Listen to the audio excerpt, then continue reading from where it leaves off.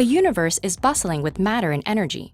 Even in the vast apparent emptiness of intergalactic space, there's one hydrogen atom per cubic meter. That's not to mention a barrage of particles and electromagnetic radiation passing every which way from stars, galaxies, and into black holes. There's even radiation left over from the Big Bang. So, is there such thing as a total absence of everything? This isn't just a thought experiment. Empty spaces, or vacuums, are incredibly useful. Inside our homes, most vacuum cleaners work by using a fan to create a low-pressure, relatively empty area that sucks matter in to fill the void. But that's far from empty. There's still plenty of matter bouncing around. Manufacturers rely on more thorough, sealed vacuums for all sorts of purposes. That includes vacuum-packed food that stays fresh longer, and the vacuums inside early light bulbs that protected filaments from degrading.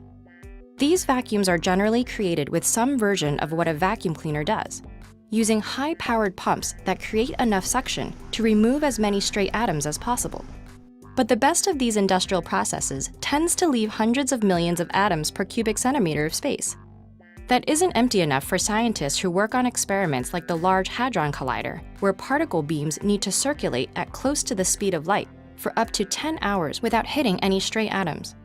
So how do they create a vacuum?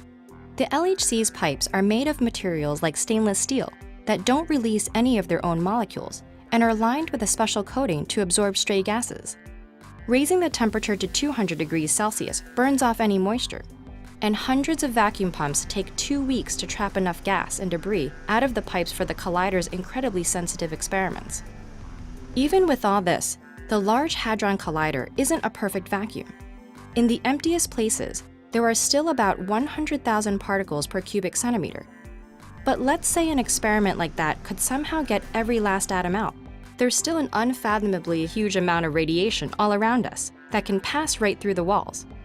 Every second, about 50 muons from cosmic rays, 10 million neutrinos coming directly from the Big Bang, 30 million photons from the cosmic microwave background, and 300 trillion neutrinos from the sun pass through your body.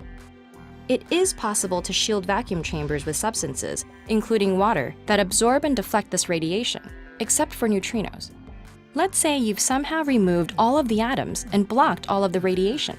Is the space now totally empty? Actually, no. All space is filled with what physicists call quantum fields.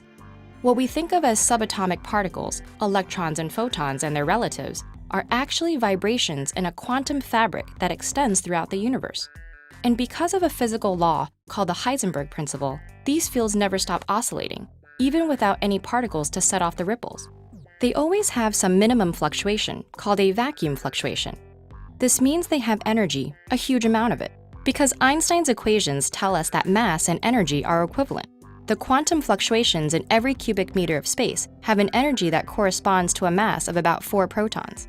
In other words, the seemingly empty space inside your vacuum would actually weigh a small amount. Quantum fluctuations have existed since the earliest moments of the universe. In the moments after the Big Bang, as the universe expanded, they were amplified and stretched out to cosmic scales.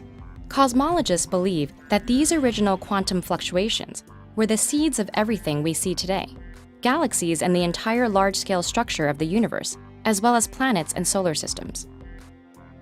They're also the center of one of the greatest scientific mysteries of our time, because according to the current theories, the quantum fluctuations in the vacuum of space ought to have 120 orders of magnitude more energy than we observe. Solving the mystery of that missing energy may entirely rewrite our understanding of physics and the universe.